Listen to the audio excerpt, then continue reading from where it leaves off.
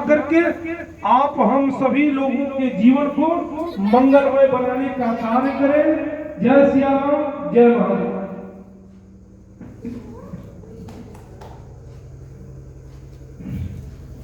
श्री सीताराम, श्री सीताराम, श्री सीताराम, श्री सीताराम।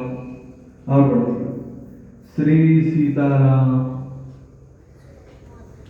श्री श्री हनुमान जी महाराज की, बाबा विश्वनाथ की, श्री तीर्थराज प्रयाग की, श्री राम जन्मभूमि की, श्री कृष्ण जन्मभूमि की, काशी विश्वनाथ भगवान की। ओम नमः पार्वती पतये, हर हर महादेव। ओम नमः शिवाय। श्री गुरुदेव चरण कमलेभ्यो नमः। श्रीमात्र पितृ चरण कमलेभ्यो नमः। माता रामो मत पिता रामचन्द्रः, स्वामी रामो मत सखा रामचन्द्रः। सर्वस्वं मे रामचन्द्रो दयालु, नान्यं जाने नैव जाने न जाने। गंगा तरंग रमणीय जटा कलापम, गौरी निरंतर विभूषित वामभागम। नारायण प्रिय मनंगमदापहारम, वाराणसी पुरपतिं भज विश्वनाथं। विशेषवं माधवं डुण्डिं दण्डपाणिं च भैरवं, वन्दे काशी गुहां गंगां भवानी मणिकर्णिकाम्। वर्णानामृतसंज्ञानां रसानां छन्दसामपि, मंगलानां च कर्तारो वन्दे वाणी विनायको। जड़ चेतन जग जीव जत, सकल राम मैं जानी। बंदहु सबके पद कमल, सदा जोरी जुग पानी। माधव मोहन नंद कनंदन, हे यशोदा सुत कृष्ण मुरारी। अगोप सखा व्रजनाथ व्रजेश, गोपाल गोविंद गोवर्धन धारी। हे ओ किरीट मुकुंद सखा, जय द्रौपदी वीरन की बलिहारी। सौ सौ दुशासन का करी है, हरि जे कर तू करवा रखवारी। प्रेम से बोलिए श्री राम कृष्ण भगवान की, बाबा विश्वनाथ की। जगत जगताधार प्राणाधार परमात्मा श्रुति पालक राज राजेश्वर धर्म मंडल पाप खंडन सुभग सागर सैन्य मूर्ति कर्तुम कर्तुम अथवा कर्तुम मर्यादा पुरुषोत्तम भगवान श्री राम के चरणों में साष्टांग प्रणाम।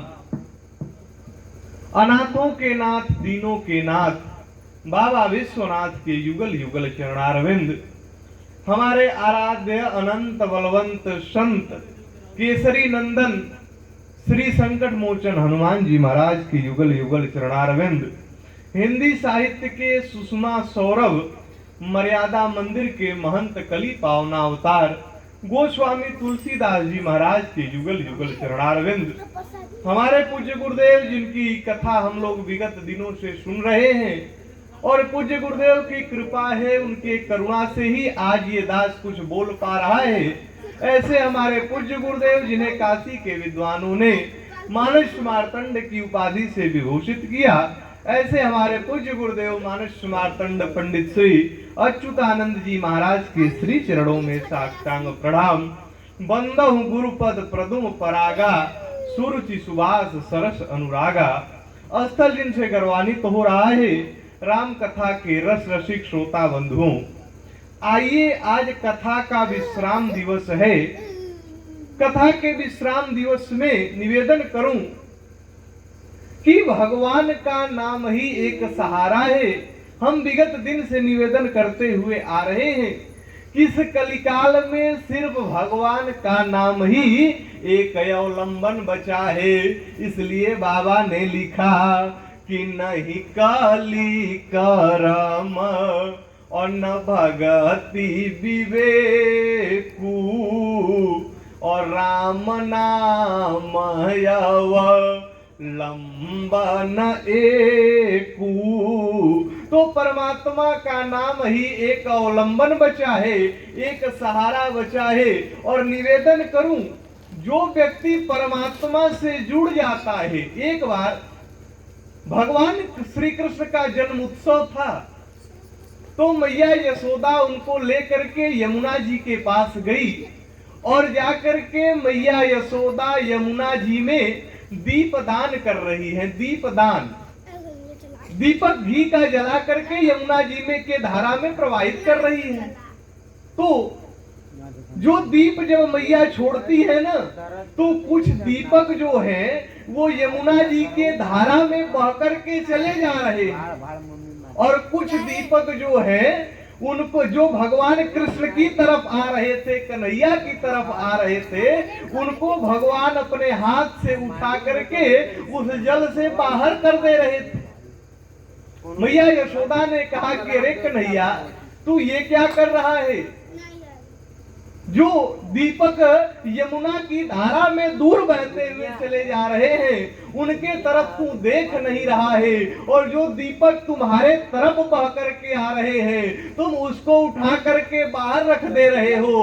बात क्या है? उस समय भगवान श्री कृष्ण ने कहा मैया, कन्हैया ने कहा माँ, इस भवसागर में जो जीव हमारे तरफ आएगा मैं उसको उठा करके भवसागर से पार कर दूंगा और जो हमसे दूर चला जाएगा उसकी कोई गारंटी नहीं है। और बाबा की लेखनी उठी और बाबा ने लिख दिया कि भगवान क्या कह रहे हैं कि सन्मुख होई आजीव मोहि जबहि तो जन्म कोटि अघ और नासहित वही।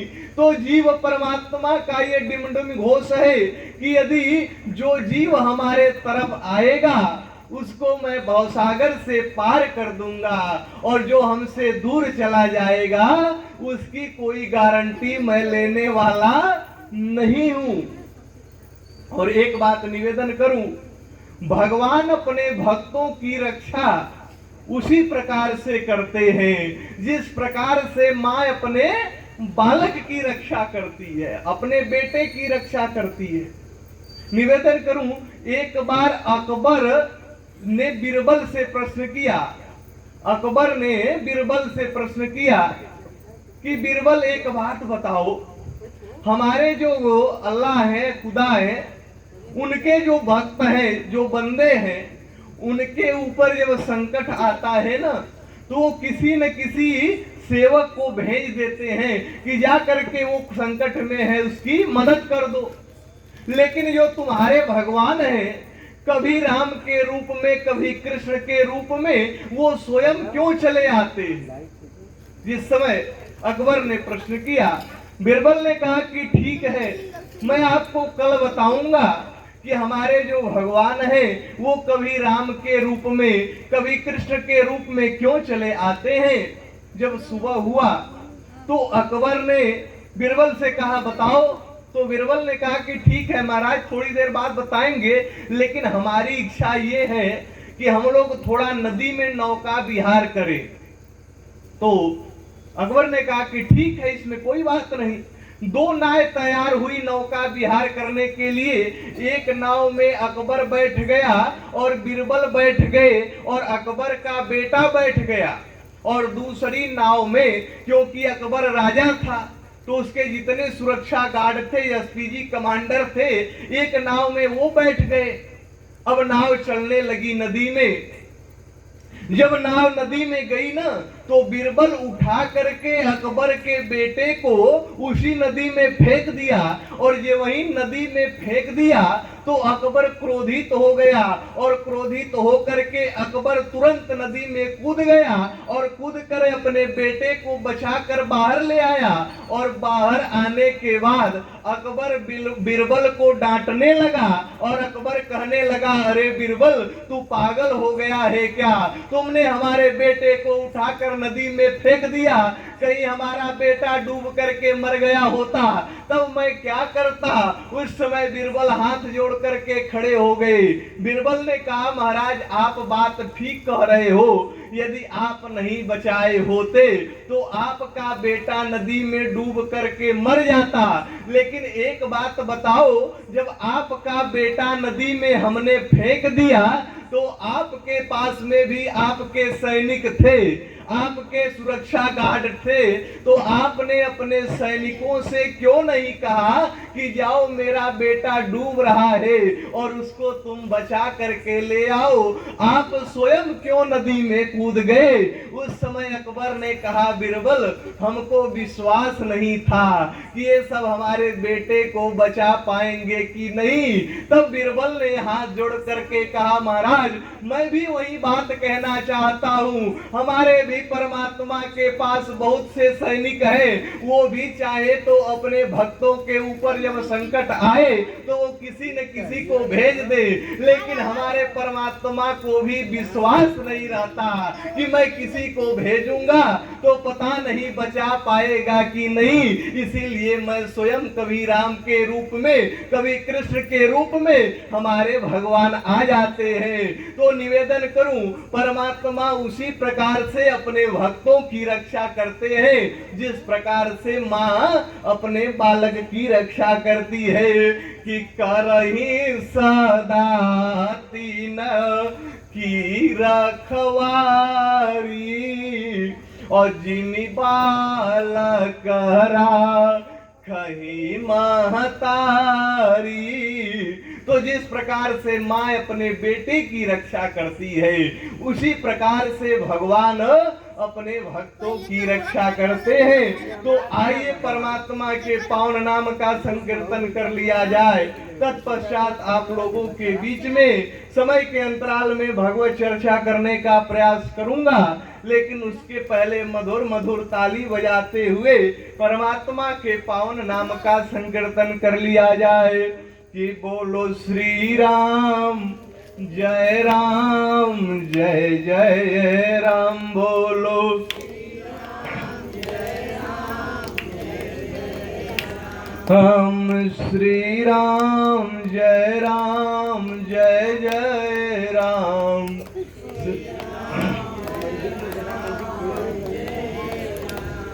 हम श्री राम जय जय राम। राम इस महफिल में आकर के प्रीति लगा कर के देखो, बन जाएंगे बिगड़े काम। श्री राम जय जय राम।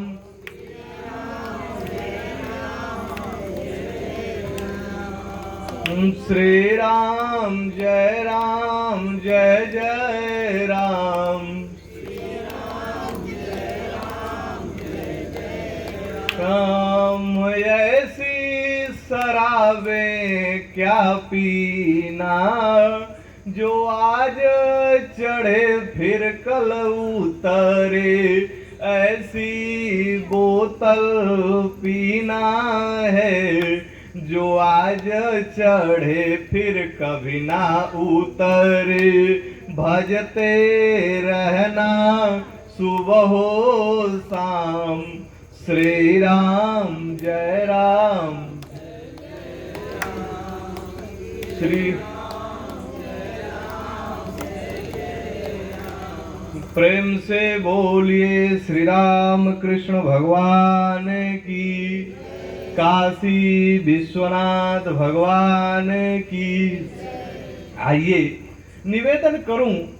कल आप लोगों के बीच में मैं निवेदन कर रहा था कि देवर्षि नारद ने मैया पार्वती के हस्तरेखा को देखा तो उन्होंने कहा कि इनका जो पति होगा ना, जो वर मिलेगा, नारद जी कह रहे हैं कि जोगी जटिल अकाम मन और नगन अमंगल वेश, अस स्वामी यही कह मिलही परिहस्त स्वरे।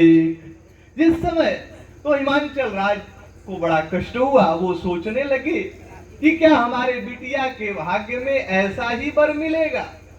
तब नारद जी से जब बड़ा अनुनय विनय करने लगे तो नारद जी ने कहा कि आपकी बेटी यदि भगवान शंकर का जप करे, तप करे, तो आपके बेटी का मंगल होगा। नारद जी ने कहा कि जो तप करे कुमारी तुम्हारी, तो भावी उमेट सकहे त्रिपुरारी। जब नारद जी ने समझाया उसके बाद फिर नारद जी जब चले गए, मैया एक दिन सो रही हैं तो मैया पार्वती ने स्वप्न में देखा कि हमें तपस्या करना चाहिए। और निवेदन करूं, तपस्या ही सृष्टि का आधार है। जब तक व्यक्ति के जीवन में तप नहीं रहेगा तब तक हम और आप कुछ करने वाले नहीं हैं। चाहे आप किसी क्षेत्र में जाएं, यदि आप पढ़ाई ही कर रहे हैं, यदि नौकरी ही प्राप्त करना है या कुछ भी करना है, तो उस क्षेत्र में परिश्रम करना पड़ेगा और उसी परिश्रम का नाम है तप। क्योंकि जो ब्राह्मण है, ब्राह्मण क्यों बलवान है? क्योंकि वो तप करते हैं। तप बल विप्र सदा बरियारा, कौन तिनके कोप रखवारा। इतना ही नहीं, तप बल शेष धरई मही भारा। जो शेषनाग अपने मस्तक पर पृथ्वी का भार धारण करते हैं, तो वो तपस्या के बल पर। भगवान शंकर कह रहे हैं कि तप आधार सब सृष्टि भवानी। ये सृष्टि जो है ना, ये तप का ही आधार है। व्यक्ति के जीवन में जब तक उपासना नहीं रहेगी, ये क्या है, छठ का पर्व आ गया, हमारी माताएं छठ का व्रत कर रही हैं, ये तपस्या ही तो है। इतनी ठंडी पड़ती है, उसके बाद भी जग करके माताएं जल में खड़े होकर के भगवान भास्कर की उपासना करती है। ये तप ही तो है। आज मैया पार्वती तपस्या करने के लिए चली गई और मां तपस्या जब करने लगी, और इधर हमारे भोलेनाथ की स्थिति क्या है कि जब ते सती और जाई तनु त्यागा, तो तब ते शिव मन अभयहु विरागा। जब से मैया ने उधर शरीर त्याग किया है, तब से भोलेनाथ बैरागी होते जा रहे हैं। भगवान शंकर जहां जा रहे हैं राम कथा सुन रहे हैं, राम कथा कह रहे हैं, बैरागी होते चले जा रहे हैं। और इधर मां पार्वती उपासना कर रही है और मैया तो सब कुछ त्याग करके भगवान शंकर की उपासना करने लगी कि कछु दिन भोजन और बाहरी बतासा तो कछु दिन किए और कठिन उपवासा। मैया उपासना कर रही है और इधर बार बार उनके पिताजी आकर के कह रहे हैं कि बिटिया अब घर चलो, अब घर चलो, लेकिन बिटिया जा नहीं रही है, वो भगवान भोलेनाथ की उपासना कर रही है। और इधर भगवान शंकर बैठ करके भगवान के पावन नाम को जपते हैं और उसी में भगवान शंकर की समाधि लगी और भगवान समाधिष्ठ होकर के भगवान श्री राम के पावन नाम को जप रहे हैं कि शंकर सहज और स्वरूप सवारा तो लागी समाधि और अखंड पारा। भोलेनाथ समाधि में चले गए और जब भगवान शंकर समाधि में चले गए, इधर मैया उपासना कर रही है और उसी समय हुआ क्या कि तारकासुर का आतंक बढ़ा, पूरे देवताओं को परेशान करता था। निवेदन करूं, ये जो देवता हैं, हम लोगों के ऊपर कोई विपत्ति आवे तो हमारा शरीर छूट जाता है, लेकिन ये देवता अमर हैं, ये मरने वाले भी नहीं हैं। अच्छा, जब रावण चलता था ना तो देवताओं को पता चल जाता था कि रावण आ रहा है, तो देवता लोग जाकर के खो कंदरा में छिप जाते थे। क्यों छिपते थे? क्योंकि जानते थे कि चलत दशानन अडोलत यवनी तो गरजत गर्भ अश्रवनी सुर रवनी तो रावण आवत असुना सकोहा तो देवन तके और मेरी गिरी खोहा। खो कंदरा में जाकर देवता छिप जाते थे। क्यों छिपते थे? इसलिए छिप जाते थे ना कि रावण उन लोगों को मारता था। अच्छा, अमर है, मरेंगे भी नहीं, और जितना मन करता था उतना रावण मारता था। तो देवता जाकर के खो कंदरा में छिप जाते थे, इसलिए छिपते थे ना कि वहां रावण पहुंच नहीं पाता था, वहां ये लोग बच जाते थे। तो राक्षसों का अत्याचार बढ़ा। जब तारकासुर का अत्याचार बढ़ा ना तो देवता परेशान हो गए। अब देवता सोचने लगे कि क्या किया जाए।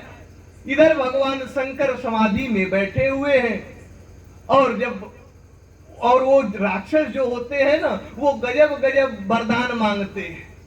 अच्छा, वरदान मांगना भी सबको नहीं आता, वरदान मांगना भी एक कला है। एक बार नारद जी कहीं जा रहे थे तो रास्ते में एक घर दिखाई दिया, तो नारद जी को प्यास लगी थी। नारद जी उसके दरवाजे पे पहुंच गए और जब नारद जी उसके दरवाजे पे पहुंचे तो नारद जी ने कहा, भैया थोड़ा प्यास लगी है, पानी वानी पिला दो।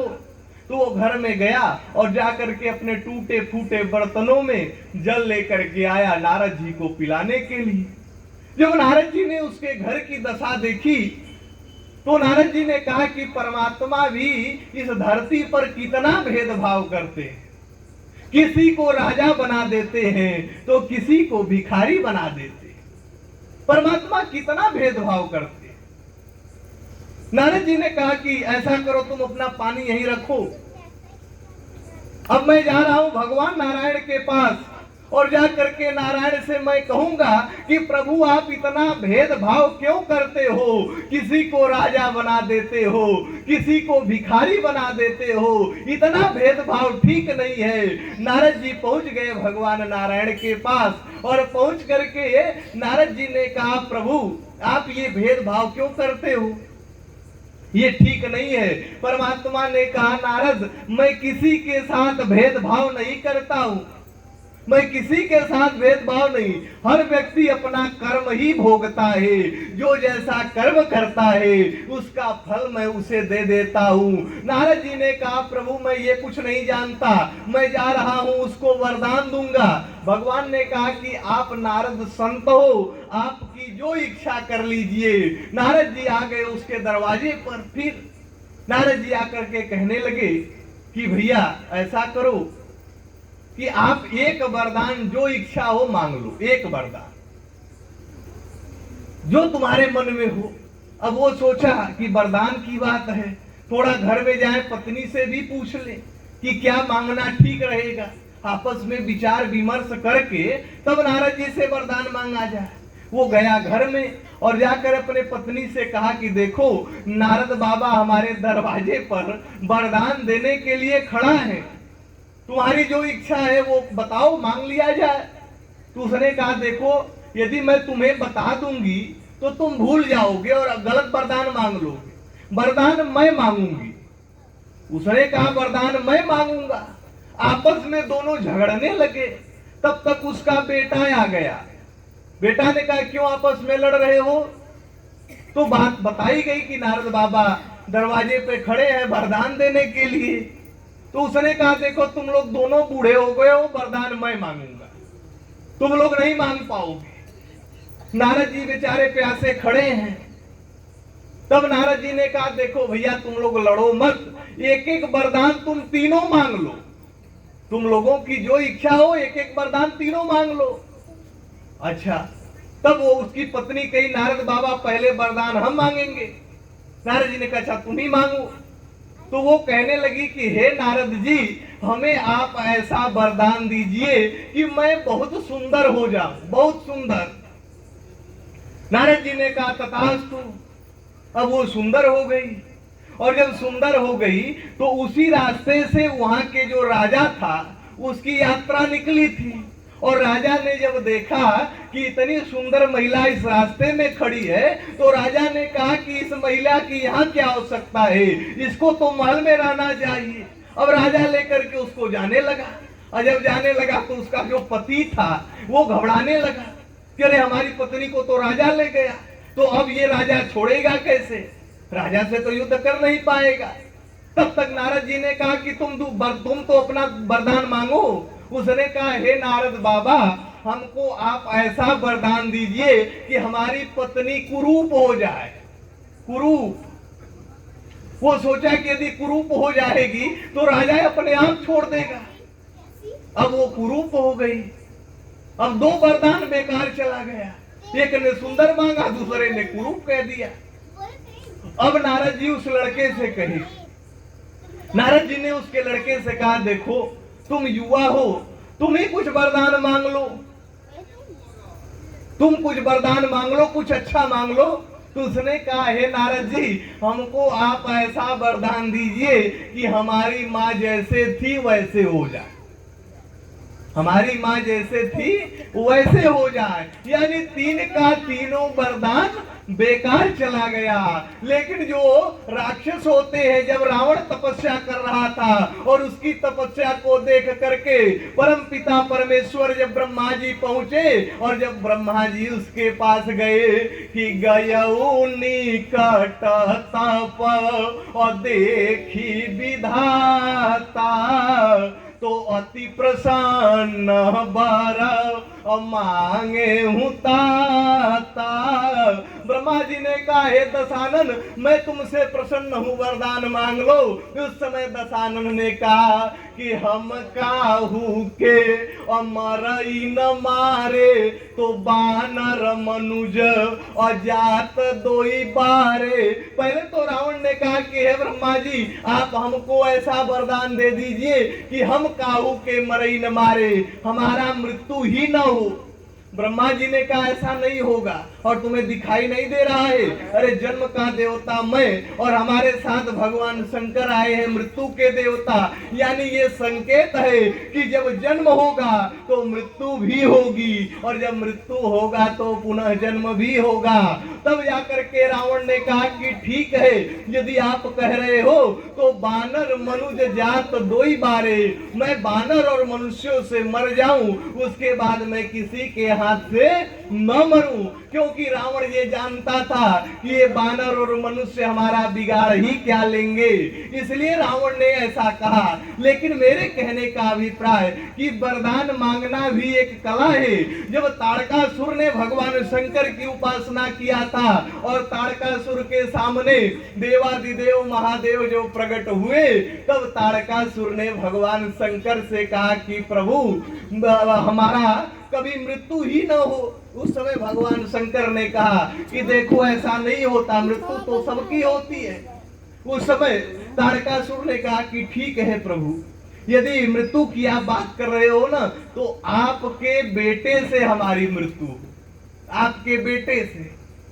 अब ताड़कासुर जानता था कि इनका तो विवाह ही नहीं होगा, ये बैरागी हैं, और जब विवाह नहीं होगा तो बेटा कहां से होगा, और जब बेटा नहीं होगा तो हमारी मृत्यु कहां होगी, वध कहां होगा। ये जो राक्षस है ना, ये वरदान भी गजब गजब का मांग लेते हैं, लेकिन परमात्मा के यहां तो कुछ नहीं चलता है। ताड़कासुर का आतंक जब बढ़ा, इधर भगवान शंकर समाधि में हैं। अब देवता लोग परेशान हो गए कि यदि भगवान शंकर की समाधि खुले, फिर देवादिदेव महादेव से कहा जाए कि हे प्रभु आप विवाह कर लीजिए, और जब भगवान शंकर विवाह करें उसके बाद जब उनको बेटा होगा तब न जाकर के ताड़कासुर का वध होगा। लेकिन इधर भगवान शंकर तो समाधि में, कौन जगाने जाए। अब देवराज इंद्र बड़े चिंतित हुए, और देवराज इंद्र ने अपने मित्र कामदेव को याद किया, और इंद्र ने कामदेव को बुलाया, और बुला करके कामदेव से इंद्र कहने लगे कि हे मित्र, आपत्ति जब विपत्ति आती है न मित्र के ऊपर, और मित्र का यही धर्म होता है कि अपने मित्र के ऊपर यदि कोई संकट आवे तो उसके साथ खड़ा रहे। इसलिए बाबा कहते हैं कि जिया जो मित्र दुख अहो न दुखारी, तो तीन ही बिलोकत और पातक भारी। जो अपने मित्र के दुख से दुखी नहीं होता, जो अपने मित्र के सुख से सुखी नहीं होता, ऐसे मित्र को देखने से ही पाप लगता है। आज कामदेव से इंद्र ने कहा कि हे मित्र, इस समय आप मेरी मदद करो। और भगवान शंकर समाधि में बैठे हैं, भगवान शंकर को किसी भी प्रकार से समाधि से उठा दो, समाधि से। लेकिन जब वही कामदेव से इंद्र ने कहा, उस समय कामदेव ने विचार किया कि शिव विरोध ध्रुव और मरण हमारा। कामदेव ये सोचने लगा कि मैं भगवान शंकर के विरोध में जाऊंगा तो हमारी मृत्यु हो जाएगी, मैं बचने वाला नहीं हूं। लेकिन कामदेव ने उस समय बहुत सुंदर निर्णय लिया। कामदेव ने कहा कि परहित लागी और तजई जे देही, तो संत अप्रशंसा ही। कामदेव ने विचार किया कि परहित लागी तजई जे देही, इस समाज में भी जो दूसरे के हित के लिए, दूसरे के कल्याण के लिए जो जीता है, उसके लिए इस संसार में कुछ भी दुर्लभ नहीं है। भगवान श्री राम जब जटायु जी को गोद में लिए ना, उस समय भगवान श्री राम ने कहा कि परहित बस जिनके मन माई, अतिन कहूँ जग दुर्लभ कछु नाई। तो जो समाज के लिए जीता है, और निवेदन करूं, हमारे पूज्य गुरुदेव निवेदन भी कर रहे थे एक दिन कि यदि समाज में समाज को जोड़ने के लिए अपने आप को टूट भी जाना पड़े तो आप टूट करके समाज को एक कर देना, क्योंकि जो समाज को एक करने का काम करता है, जो समाज को एक करने का काम करता है ना, उसकी बड़ी समाज में प्रशंसा होती है। आज कामदेव ने विचार किया और निवेदन करूं, जब आप देखे होंगे जब दर्जी के यहाँ आप जाते हो तो उसके पास दो हथियार प्रमुख होता है, एक वो कैंची रखता है और दूसरा सुई रखता है। कैंची और सुई, अच्छा कैंची जो होती है वो कम से कम लगभग 200 की मिलती है कम से कम, और जो सुई होती है वो 1-2 रुपए में मिल जाती है। लेकिन आप देखे होंगे जब दर्जी के पास गए होंगे तो जो कैंची होती है, जो 200 रुपए की कैंची होती है, वो दर्जी अपने पैरों के पास रख लेता है, लेकिन जो 2 रुपए की सुई है उसको अपने सिर में जो टोपी लगाया रहता है उसमें लगा लेता है। एक बार एक महात्मा उसके यहाँ पहुंच गए और जब महात्मा पहुंचे ना तो उस दर्जी से महात्मा ने प्रश्न कर दिया कि अरे भैया, ये कैंची 200 रुपए की है, इसको तुम पैर के नीचे रखे हो, और ये 2 रुपए की जो सुई है उसको तुम अपने सर में लगा के रखते हो, बात क्या है? वो हाथ जोड़ करके कहने लगा, महाराज जी कैंची भले 200 रुपए की है, लेकिन कैंची कपड़े को काटने का काम करती है, और सुई भले 2 रुपए की है लेकिन 2 कटे कपड़ों को जोड़ने का काम करती है। जो समाज में जोड़ने का काम करता है उसका स्थान सर पे होता है, और जो समाज को तोड़ने का काम करता है उसका स्थान सदैव पैरों के नीचे होता है। तो इसलिए अपने आप को टूट जाना पड़े तो टूट जाओ, लेकिन समाज को जोड़ देना। आज कामदेव ने विचार किया कि भले मैं भगवान शंकर के विरोध में जाऊंगा तो हमारी मृत्यु हो जाएगी, लेकिन हमारे मृत्यु होने से यदि भगवान शंकर की समाधि खुल जाए और उसके बाद ये देवताओं का काम हो जाए तो मैं मर जाना स्वीकार करूंगा, लेकिन देवताओं का काम बन जाए। इसलिए कामदेव ने विचार किया कि परहित लागी और तजहि जे देहि, तो संत संत और प्रशंसा ही तेहि। जो समाज में दूसरे के लिए जीता है उसकी समाज के लोग बड़ी प्रशंसा करते हैं। आज यही विचार करके कामदेव भगवान शंकर के पास चला गया। इधर देवादिदेव महादेव समाधि में होकर के भगवान के पावन नाम को जप रहे हैं, और जब कामदेव पहुंचा तो कामदेव तो डर रहा था, लेकिन पहुंचा क्या करे, और जब गया तो पूरे अपने माया को फैलाया और पूरी सृष्टि कामाग्न होने लगी।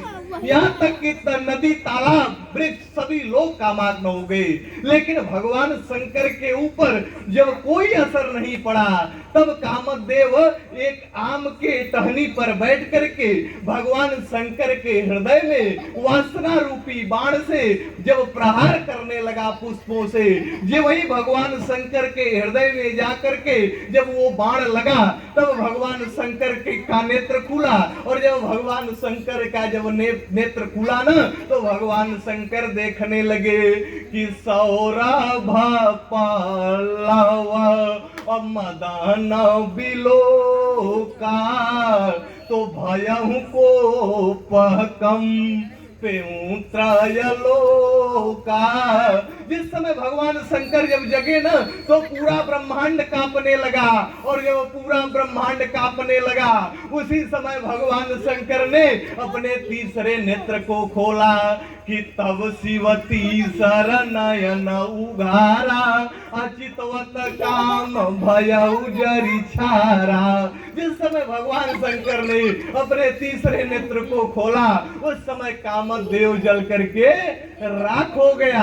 अच्छा निवेदन करूं, दुनिया के लोग ये कहते हैं कि भगवान शंकर का जब जब तीसरा नेत्र खुलता है तो प्रलय होती है, विनाश होता है। ऐसी बात नहीं है। भगवान शंकर का तीसरा नेत्र भगवान श्री राम का दर्शन करने के लिए भी खुलता है। भगवान के विवाह में भगवान शंकर जब गए थे ना, तो भगवान शंकर वहां भी अपने तीनों नेत्र से दर्शन कर रहे थे कि शंकर राम अरूप अनुरागे, तो नयन पंचदश अयति प्रिय लागे। तो भगवान, ऐसी धारणा नहीं है कि भगवान शंकर का जब नेत्र खुलता है तो विनाश होता है, ऐसी बात नहीं है। अरे भगवान शंकर ने जब तीसरा नेत्र खोला और कामदेव जल करके जब राख हो गया और किसी ने जाकर के रति से बता दिया कि अरे रति, तुम्हारे पति को भगवान शंकर ने जला करके राख कर दिया। ये वही रति को पता चला तो रोदती बदती बहु भांति करुणा और करत रति शंकर पही गई। ये वही रति को पता चला ना, तो वो रोते हुए भगवान शंकर के पास दौड़ करके आई और आकर के भगवान शंकर के चरणों में गिर गई और गिर करके देवादिदेव महादेव से कहने लगी कि अरे प्रभु, आपका नाम तो आशुतोष है, आप सबको सनाथ करते हो, आज आपने मुझे अनाथ कर दिया, आज आपने मेरे पति का वध करके आज मुझे अनाथ कर दिया। ये वही रति रो करके भगवान शंकर के चरणों में जब प्रणाम करने लगी, उस समय भगवान शंकर तो कृपालु है। भगवान शंकर ने कहा रति तुम चिंता मत करो, मैं तुम्हें वरदान देता हूं। उस समय भगवान शंकर ने रति को वरदान दिया कि जब जदुवंश कृष्ण अवतारा तो हुई है हरण महामही भारा, तो कृष्ण तनय हुई है पति तोरा, तो वचन अन्यथा अहोई न मोरा। जिस समय भगवान शंकर ने कहा कि रति तुम चिंता मत करो, जब यदुवंश में भगवान श्री कृष्ण का अवतार होगा और उनके जो बेटे होंगे प्रद्युम्न, उन्हीं के साथ तुम्हारा विवाह होगा।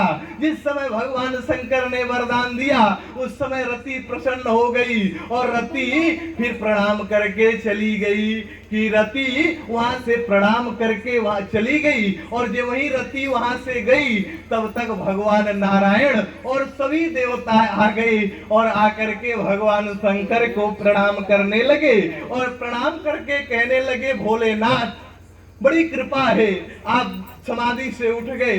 भगवान शंकर ने कहा कि आप लोग तो अमर हैं, बताइए क्या करने आए हैं। उस समय देवता हाथ जोड़ के कहने लगे, क्योंकि देवता बड़े स्वार्थी होते हैं, जब तक उनका स्वार्थ नहीं रहेगा ना तब तक वो नहीं आते। एक बार देवता इतने स्वार्थी हैं, बिना काम के नहीं आते। भगवान शंकर ने कहा कि बोलो क्या बात है। उस समय देवताओं ने कहा कि प्रभु, हम लोगों ने आपकी सारी लीला को देखा है, लेकिन आपका विवाह कैसे हुआ ये हम लोग नहीं देखे, तो हम लोग चाहते हैं प्रभु ना कि आप विवाह कर लीजिए। भगवान शंकर मंद मंद मुस्कुराने लगे।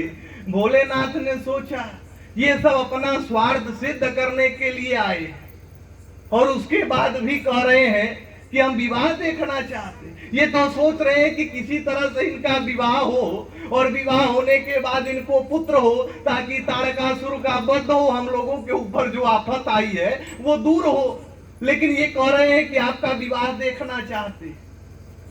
भगवान शंकर से जब देवता निवेदन करने लगे, भगवान नारायण ने भगवान भोलेनाथ से कहा कि अब विनती मम सुनहु शिव, अजो मांगे निज ने, अजाय विवाह सैल जही, यह मोहि मांगे देव। उस समय भगवान नारायण ने कहा कि हे भोलेनाथ, मैं आपसे विनती कर रहा हूं कि आप विवाह कर लीजिए। निवेदन करूं, भगवान शंकर और भगवान राम में तीन तीन संबंध है। कभी जब जरूरत पड़ती है तो भगवान शंकर सेवक भी बन जाते हैं, कभी स्वामी भी बन जाते हैं और कभी मित्र भी बन जाते हैं। निवेदन करूं, भगवान राम की सेवा करने के लिए भगवान शंकर सेवक बन के आए कि रुद्र देह तजिनेह बस बानर भे हनुमान। तो भगवान शंकर यहाँ सेवक बन करके आ गए और यहाँ आपस में मित्र हो गए कि अब विनती मम सुनहु शिव। यहाँ भगवान शंकर मित्र हो गए, लेकिन जब समुद्र पर सेतु बनना हुआ तब वहां भगवान शंकर स्वामी बन गए कि लिंग थापि करी और विधवत पूजा तो शिव समान प्रिय अमोहिन दूजा। क्योंकि तीन तीन संबंध है कि सेवक स्वामी और सखासी पी के और हितु निरूपधि सब और विधि तुलसी के। तो यहाँ पर जब नारायण ने कहा, भगवान शंकर ने कहा कि प्रभु मैं आपके बात को तो कभी टाल नहीं सकता, मैं आपके बात को कभी काट नहीं सकता। ठीक है, मैं आपके बात को आपने जो कहा है उसको मैं अपने सिर पर धारण कर रहा हूं। भगवान शंकर ने कहा कि सिर धारिया यसु करहि तुम्हारा परम धर्मय नाथ हमारा। जिस समय भगवान शंकर ने कहा कि ठीक है प्रभु मैं आपके आज्ञा को अपने सिर पर धारण करता हूं, उस समय भगवान नारायण ने कहा नहीं नहीं भोलेनाथ आप अपने सिर पर धारण मत करिए, नहीं तो आपके सिर से बहती है गंगा और ये वही हमारे बात को आप सिर पर धारण करोगे तो गंगा की धारा में बह करके हमारी बात चली जाएगी। उस समय जब नारायण ने निवेदन किया तब भगवान शंकर ने कहा कि ठीक है प्रभु मैं अपने हृदय में ही धारण कर लेता हूं। तो अंतर ध्यान अभय उर्भासी तो शंकर सोई मूरत उर राखी। भगवान शंकर ने उस मूर्ति उस दिव्य स्वरूप को अपने हृदय में धारण कर लिया और इधर भगवान शंकर ने कहा कि ठीक है भगवान शंकर तैयार हो गए, लेकिन महादेव ने कहा कि जाकर के आप पहले परीक्षा लेकर के आओ कि मैया पार्वती का जो प्रेम है वो कैसा है। जिस समय भगवान भोलेनाथ ने कहा जो सप्त ऋषि हैं मैया पार्वती का परीक्षण करने के लिए गए और जाकर के मैया से कहने लगे कि अरे देवी आप इतनी कठोर तपस्या क्यों कर रही हो। मैया ने कहा, मैया पार्वती ने कहा कि मैं भगवान शंकर को पति के रूप में प्राप्त करना चाहती हूँ। उस समय सप्तऋषि लोगों ने कहा कि आपको कौन बता दिया कि आप भगवान शंकर की उपासना करो, कौन बता दिया आपको। उस समय मां पार्वती ने कहा कि मेरे गुरुदेव ने बताया है, मेरे गुरुदेव ने बताया कि आप भगवान शंकर की उपासना करो। उस समय सप्तऋषि लोगों ने कहा कि रे पार्वती तुम भी नारद के चक्कर में पड़ गई और महादेव का तुम उपासना कर रही हो, पति के रूप में प्राप्त करना चाहती हो, छोड़ दो तुम महादेव को प्राप्त करना। कहो तो मैं बढ़िया वर के विषय में बता दूं, बढ़िया वर के विषय में। सप्तऋषि लोगों ने कहा कि महादेव अवगुण भवन। अरे नारद ने जो बताया है ना महादेव के विषय में वो तो अवगुण के खान है और तुम उनके लिए उपासना कर रही हो।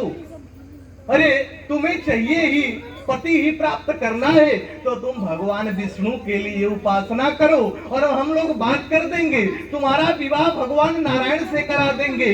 इतने सुंदर है वो, उनके साथ रहोगी तो बड़ा अच्छा लगेगा।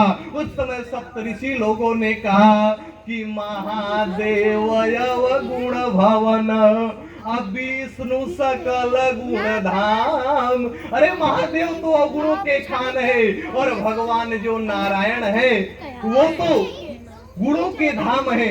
आप उनके साथ विवाह कर लीजिए। मैया पार्वती ने कहा कि ये जो मेरा जन्म हुआ है ये तो भगवान शंकर के लिए ही हुआ है, चाहे कुछ भी हो जाए। आप लोग पहले मिले होते तो विचार हम करते, लेकिन अब तो मैं भगवान शंकर को ही पति के रूप में प्राप्त करके मानूंगी। जिस समय मैया ने कहा उस समय सारे ऋषि जो महात्मा थे वो मैया को प्रणाम करने लगे और कहने लगे, धन्य हो माँ, धन्य है आपका प्रेम। आकर के भोलेनाथ से कहे। इधर हिमाचल राज गए और विवाह की तैयारी होने लगी।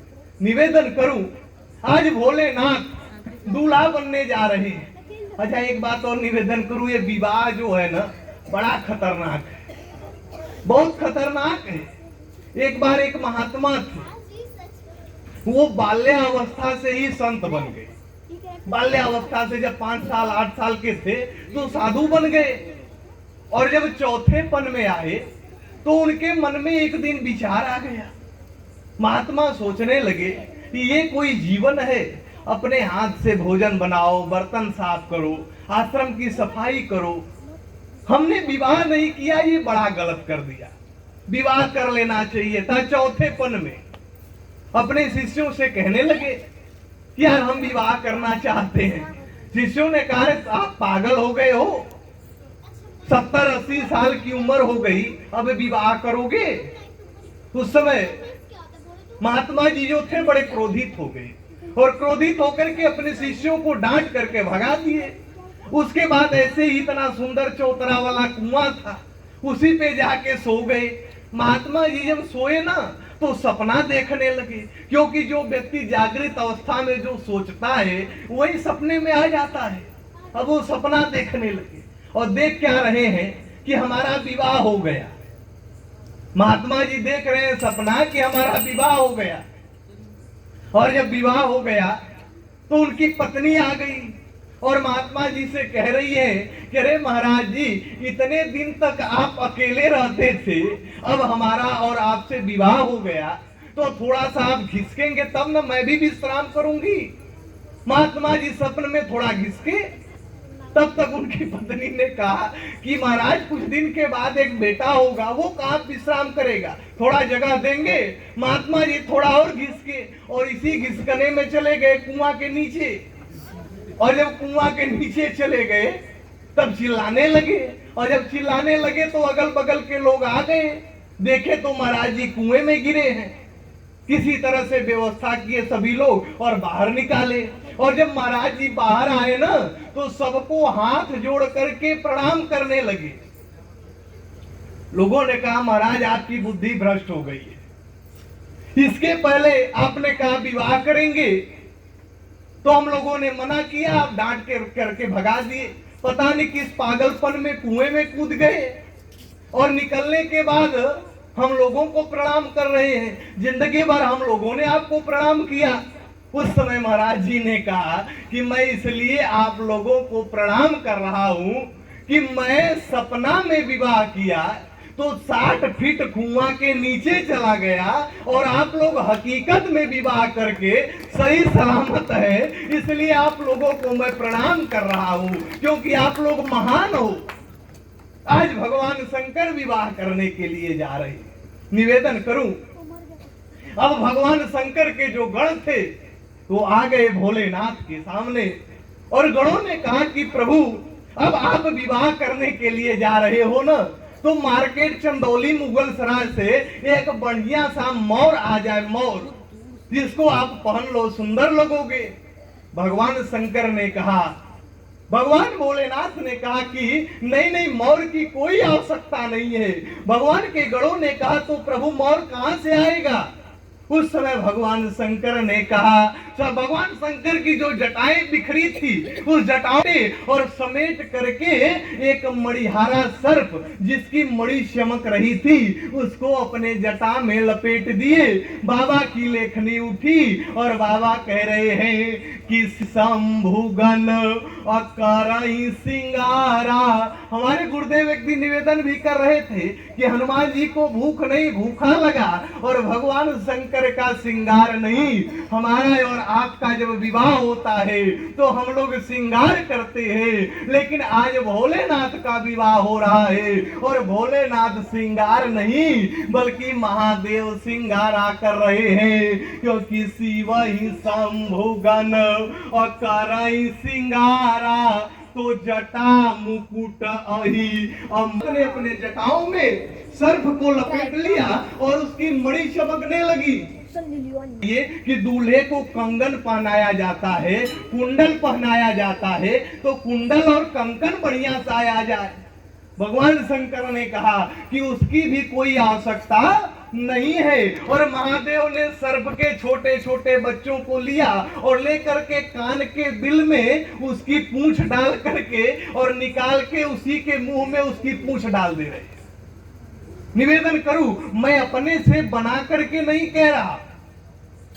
आप जब मानस जी का पाठ करेंगे तो हम और आप यदि कुंडल पहनेंगे कान में तो हमारा कुंडल हिलेगा, जब हम चलेंगे तो हमारा कुंडल हिलेगा, लेकिन भगवान शंकर का कुंडल हिल नहीं रहा है, बल्कि चलत कुंडलम भूसु नेत्रम विशालम।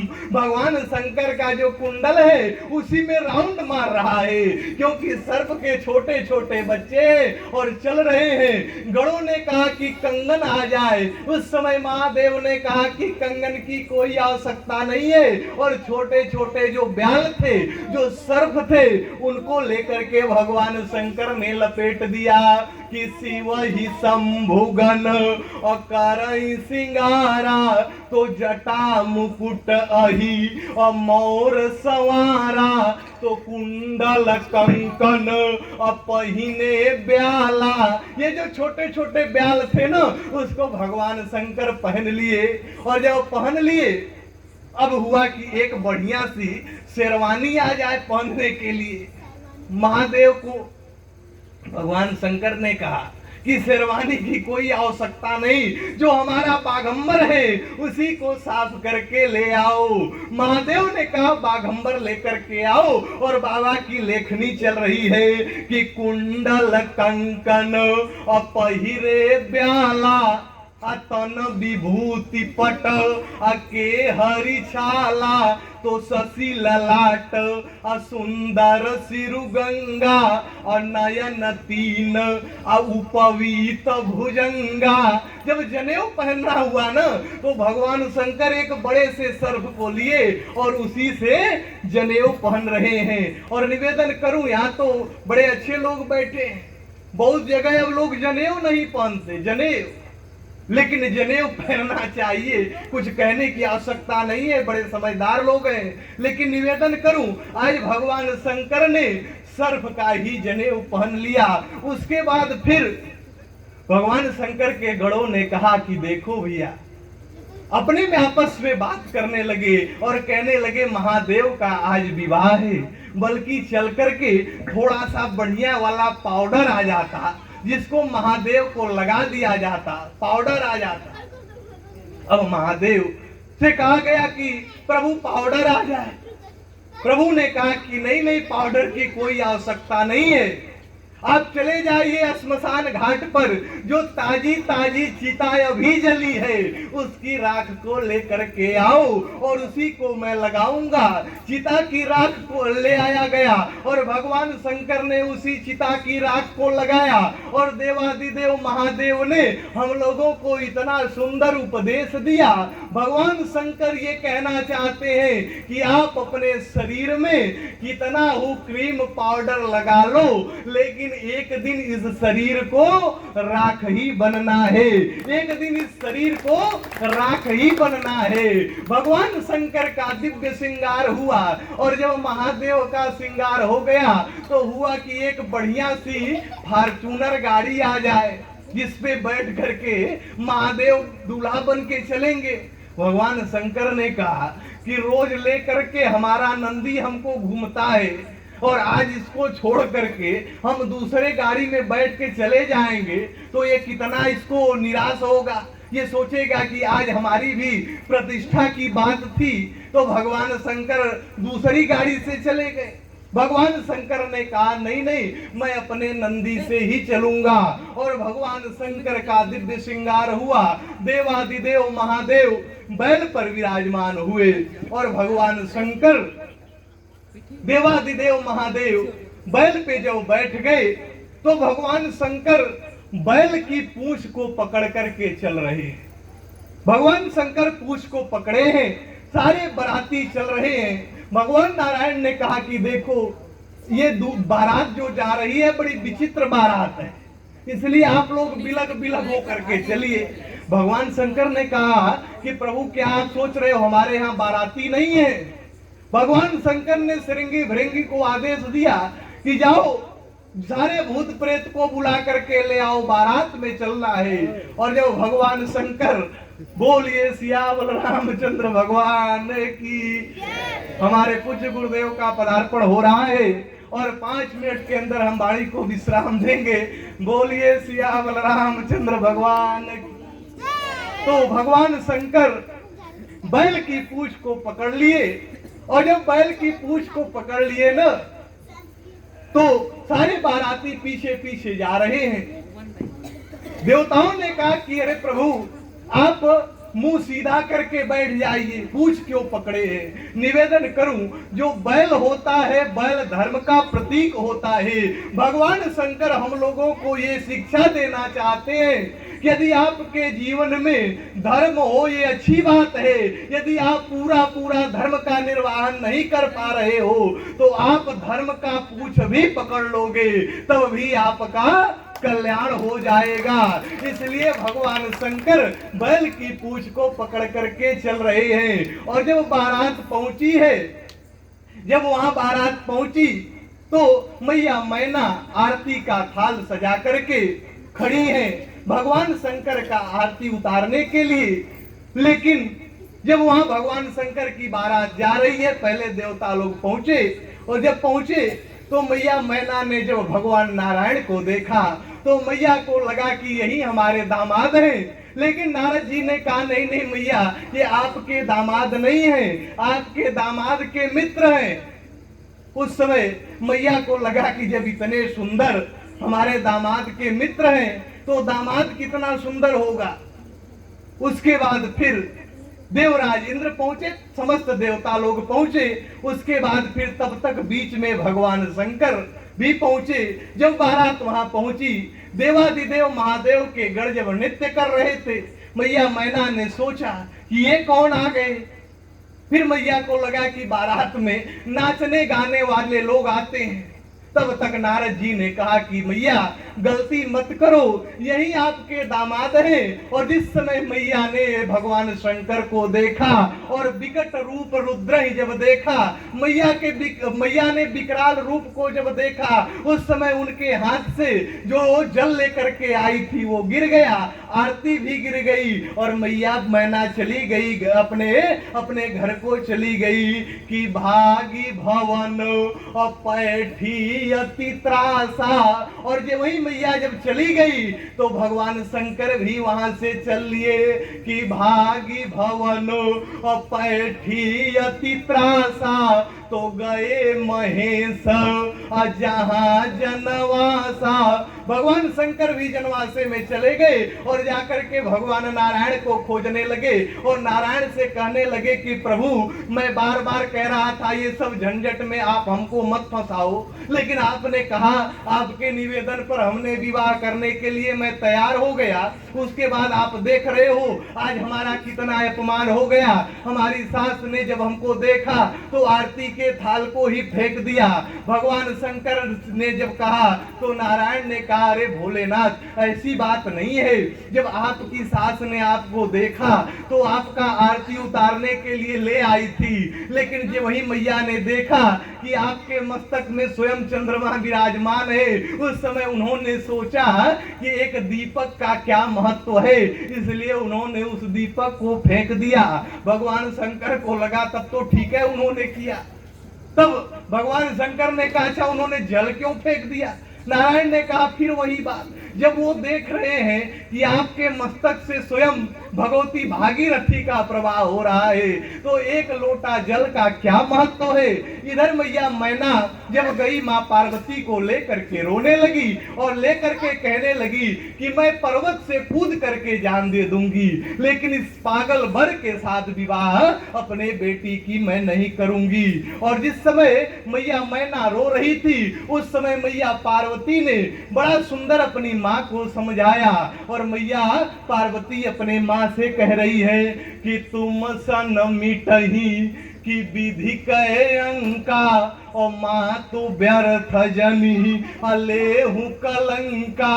मैया ने कहा कि हे मां, हमारे भाग्य में जो लिखा होगा, दुख सुख जो लिखा लीलार हमरे, जब हम पावब सही। जो हमारे जीवन में यदि सुख लिखा होगा तो सुख मिलेगा, यदि दुख लिखा होगा तो मां दुख मिलेगा, लेकिन आप कलंक मत लो। मैया पार्वती ने बड़ा सुंदर अपनी मां को समझाया। इधर नारद जी फिर मैया के पास आए, सप्तऋषि आए और आकर के मैया मैना को समझाने लगे।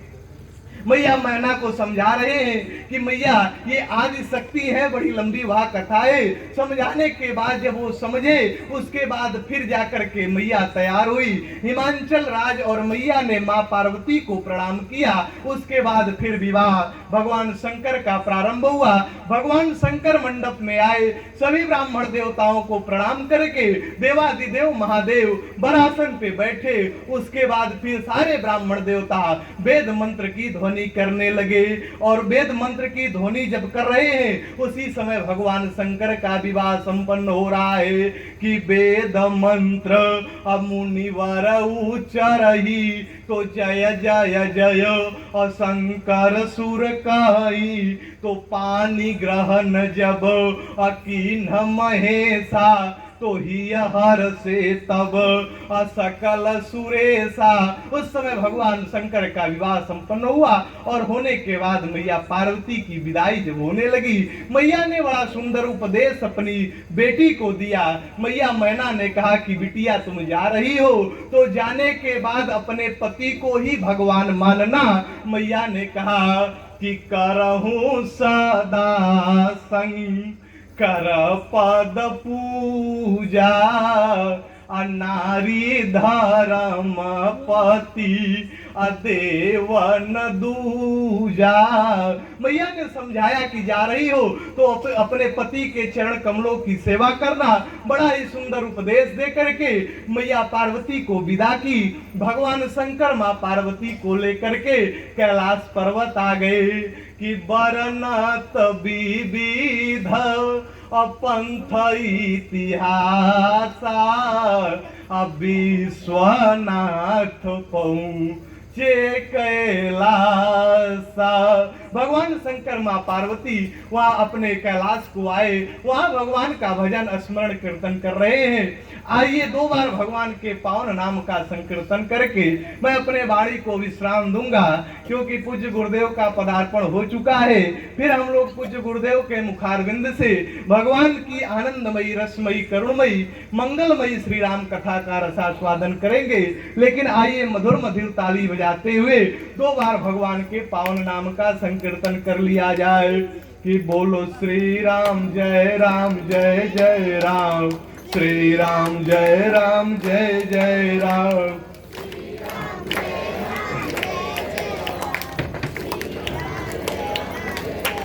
राम श्री राम जय जय राम, श्री राम जय जय राम।